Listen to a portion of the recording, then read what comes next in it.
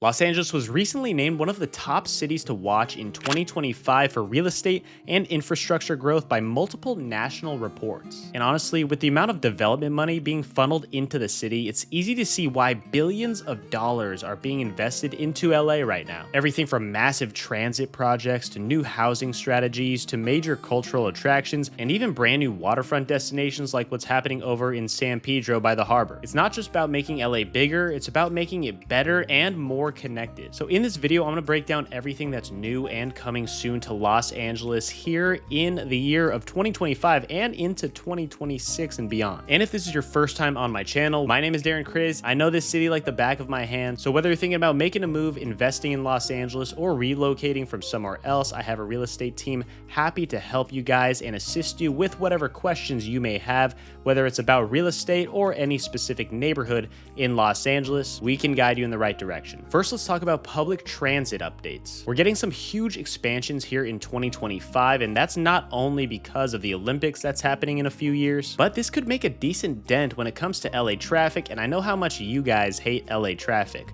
I don't mind it that much because you can listen to a good podcast and actually learn something these days while sitting behind hundreds and hundreds of cars. So really, you do just get used to it out here. So first up, the D line extension. And if you're not familiar, that's the purple line. It's being extended from Miracle Mile all the way to Beverly Hills, which might not seem like that big of a range in specific miles, but soon you'll be able to go from downtown all the way to the west side on the purple line, which is massive because if you've ever taken the 10 before going either directions, you've definitely been at a complete standstill for a while. Then you've got the A line extension, formerly the Gold line. It's being pushed all the way out to Pomona, which is deep. I don't know if we can even consider that the city of LA, but I'm just kidding. Don't hate me for all of you guys over there on the east side. Pomona is still very much so LA. But this means access for folks in the San Gabriel Valley and beyond, which becomes the longest light rail line in the world, and LA is going global with this one, it seems. Then you've got the LAX Metro Transit Center that is finally opening after so many years. This is a game changer because you'll be able to get on the metro and go straight to LAX. And from there, you hop on a people mover that takes you directly to your terminal,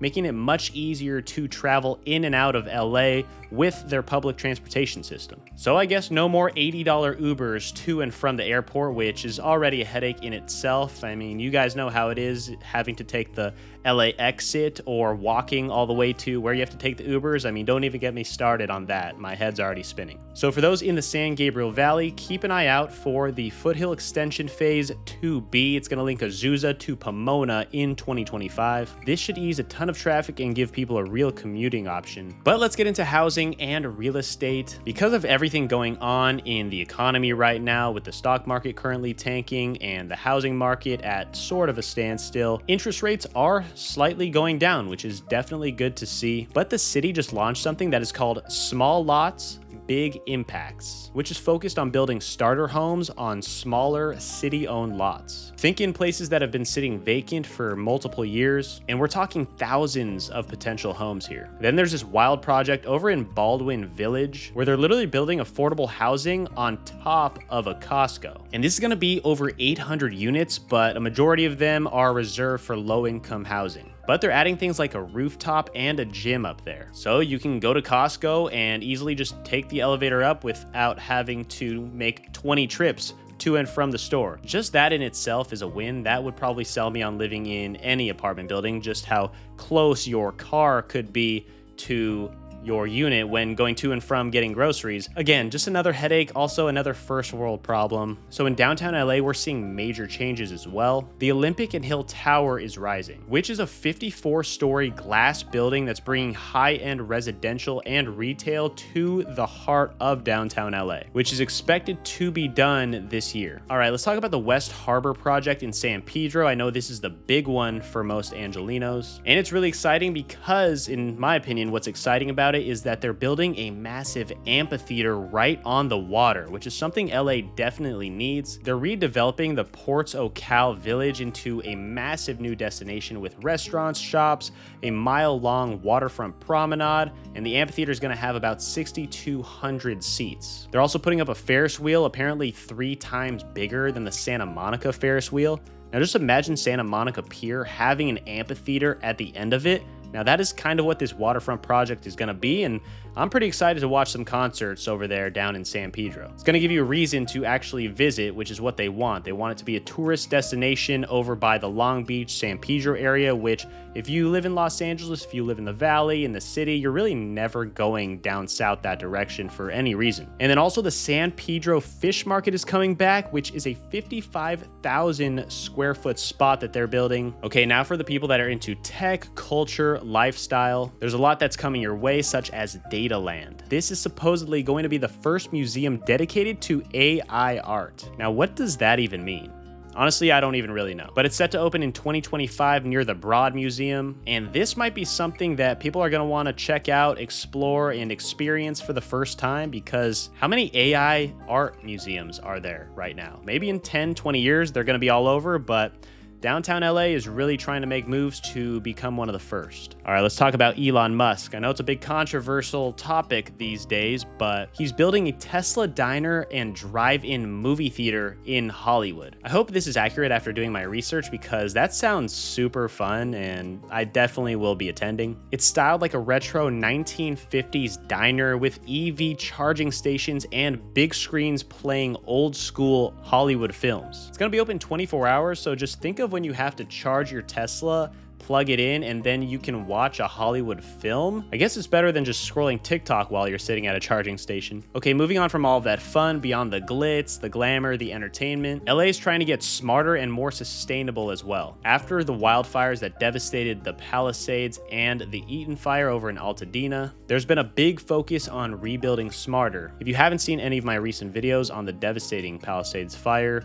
check those out. It is just heart-wrenching to see what that area looks like. One of my favorite neighborhoods.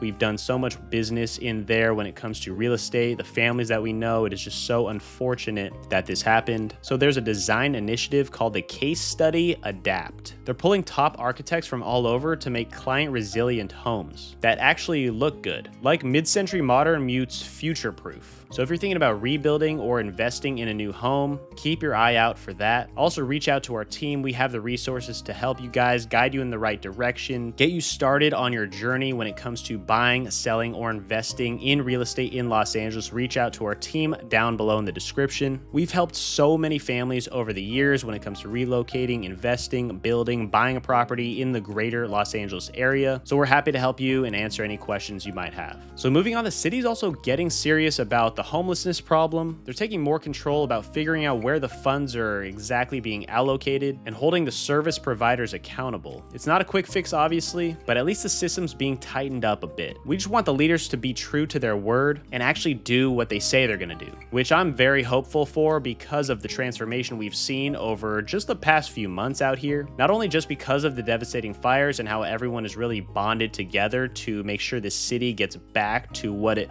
once was. And this isn't even before the fires, this is what it once was a decade or so ago. And it does seem like everyone is very hopeful and super optimistic for the future out here. So what does all this mean when you're thinking about moving to LA or you already live in LA? Here's the thing, LA has always been a city of reinvention, but what we're seeing now isn't just the Hollywood glam, the smoke and mirrors. It's actual physical, real investments in infrastructure, real estate, technology, housing, community, and that AI museum, which I'll be there on opening day. See you there. But whether you're looking to buy a home, invest in a property, or experience a more connected and cultural lifestyle in Los Angeles in 2025 and beyond, it does seem like there is a whole new chapter here coming to LA for the future. And if you're someone that's been on the fence about moving to LA, maybe there's some little things that you've heard in the news, maybe the traffic is the problem, maybe it's the cost, maybe it's the chaos, it's definitely worth knowing that the city is constantly changing and actively changing. So again, whether you're moving here, investing, or just are curious, LA is not just keeping up, it's truly leveling up, and I'm seeing it firsthand. And that's a wrap. If you enjoyed this video, video, hit the like button, subscribe for more informational videos about Los Angeles in the coming future. If you have any questions